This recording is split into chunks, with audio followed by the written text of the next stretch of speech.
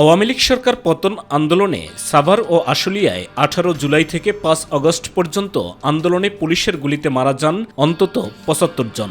এরই মধ্যে সামাজিক যোগাযোগ মাধ্যমে ছড়িয়ে পড়ে লাশ পোড়ানোর একটি ভিডিও। 1 মিনিট 14 সেকেন্ডের মর্মান্তিক হৃদয় বিদারক এবং লোমহর্ষক ভিডিওতে দেখা যায় একটি ভ্যানে কয়েকটি লাশ। পুলিশ লাশগুলো তাদের থানার সামনে নিয়ে যায়, সেখানে একটি পুলিশ ভ্যানে লাশগুলো রেখে আগুন দিয়ে জ্বালিয়ে দেয়া হয়। এই ঘটনায় গত 11 সেপ্টেম্বর আন্তর্জাতিক অপরাধ ট্রাইব্যুনালে দুটি অভিযোগ করা হয়।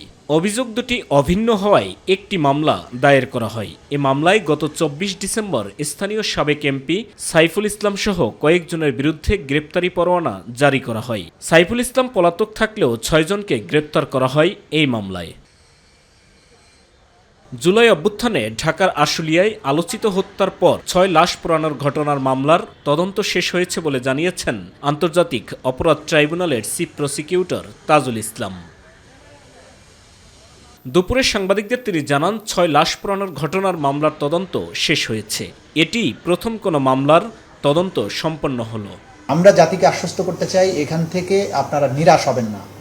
ট্রাইব্যুনালের ব্যাপারে হতাশাব্যঞ্জক কোনো বক্তব্য দেওয়ার কোনো প্রয়োজন নেই, কারণ আমরা আমাদের দায়িত্বের ব্যাপারে সচেতন, আমরা আমাদের দায়িত্বের প্রতি কমিটেড। আমরা এটাকে জাতীয় প্রত্যাশার জায়গা থেকে এই ন্যায় বিচার নিশ্চিত করার জন্য যা কাজ আছে সেটা আমরা করব, এবং সেটা অবশ্যই আমরা খুব দ্রুততম সময়ের মধ্যে দেখতে পাবেন।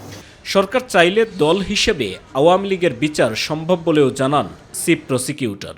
এইটা রাজনৈতিক দল হিসেবে কোনো দলকে বিচারের মুখোমুখি করা হবে কিনা সেটা রাজনৈতিকভাবে সরকার যদি সিদ্ধান্ত গ্রহণ করে তাহলে এটা সম্ভব।